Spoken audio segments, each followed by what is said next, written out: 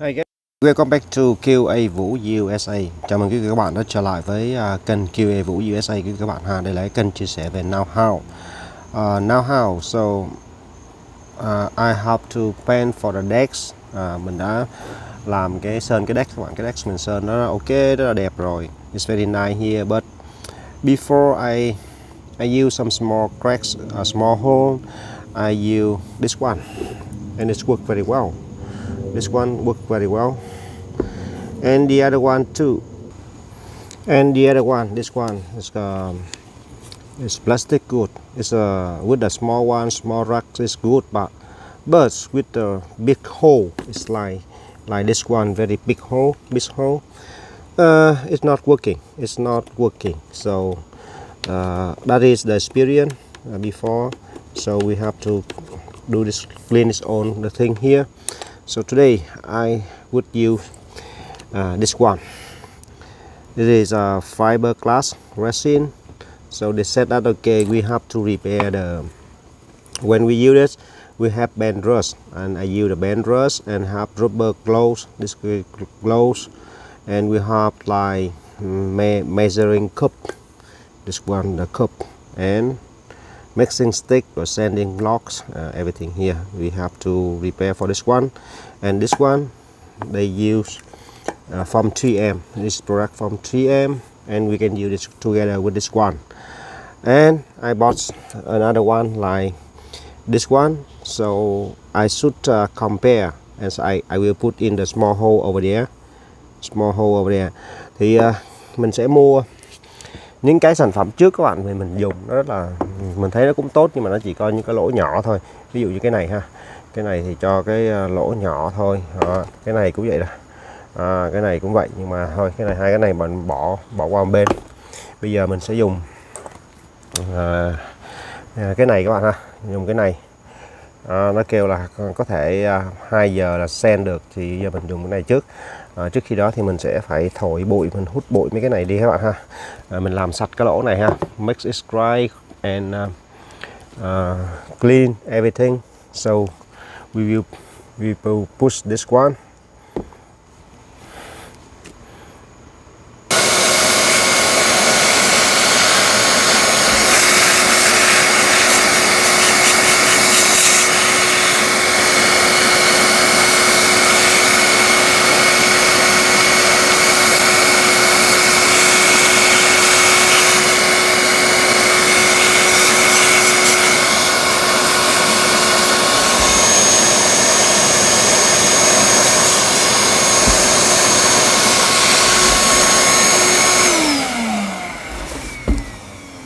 Okay, so we use this one. Mình hút bụi cho nó sạch các bạn ha, xong mình dùng cái này. Cái này mở ra nó có cái này với chai keo, cái nước keo. Nó dùng cái cup này nè, dùng cái cup dùng cái cup này để pha, thì để biết được cái lượng của mình nó là bao nhiêu các bạn ha. Okay, move it over a little bit over here. Nó dùng cái cúp đó. Giờ mình mở này ra ha. Ok, so đổ cái này vô đây.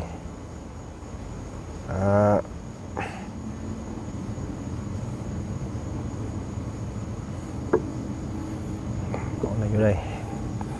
Xong rồi, close this and you use this one.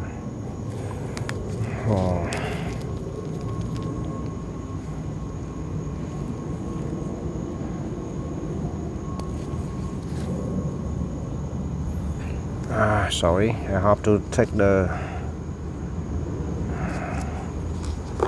other one. Okay, use this one.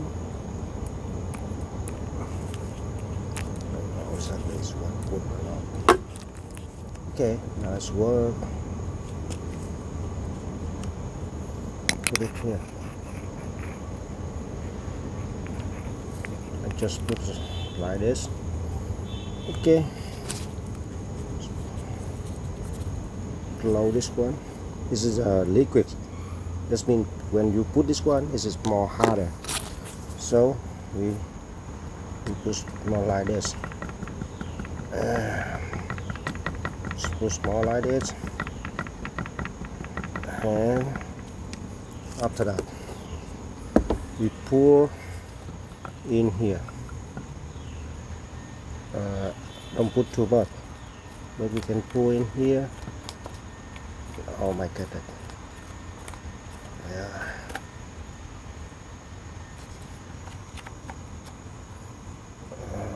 We have some rust, but I don't want to use the rust because the rust I have only one.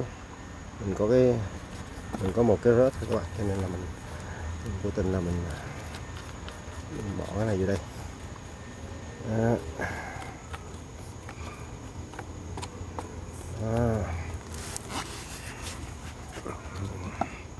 Xong đi qua cái lỗ lớn này các bạn.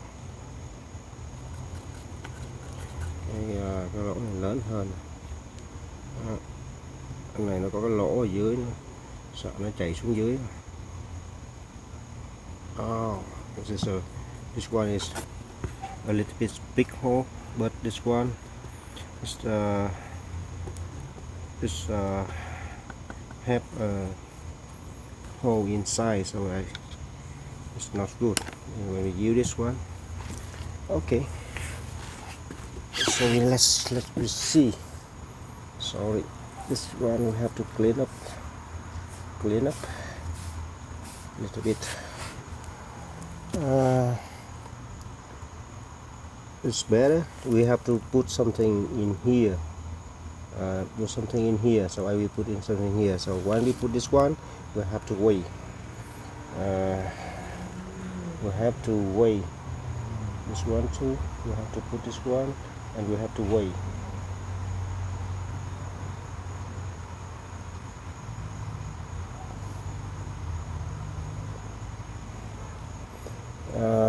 I just have to weigh because this will be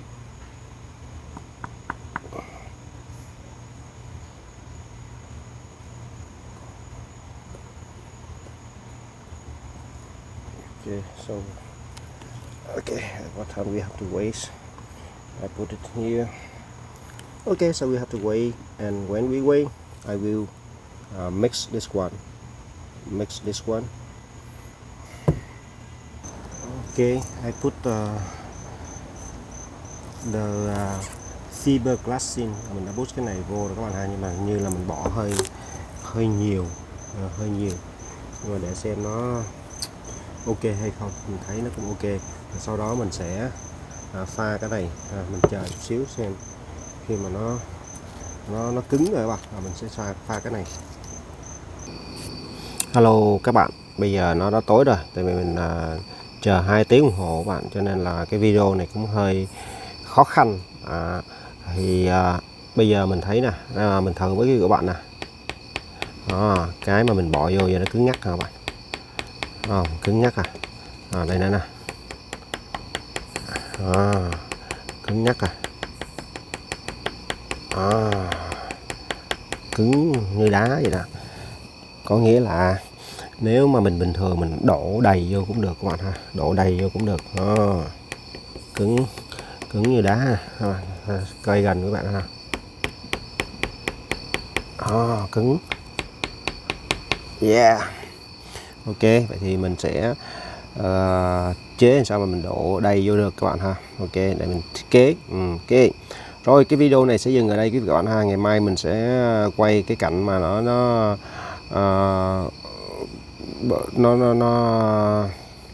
cứng lại rồi mình sẽ cho mọi người xem ha. Ok, cảm ơn quý vị các bạn rất là nhiều đã ủng hộ. Thank you so much. Now you see this one is very hard. It is like a rocks here. Very hard. Okay, this is wood.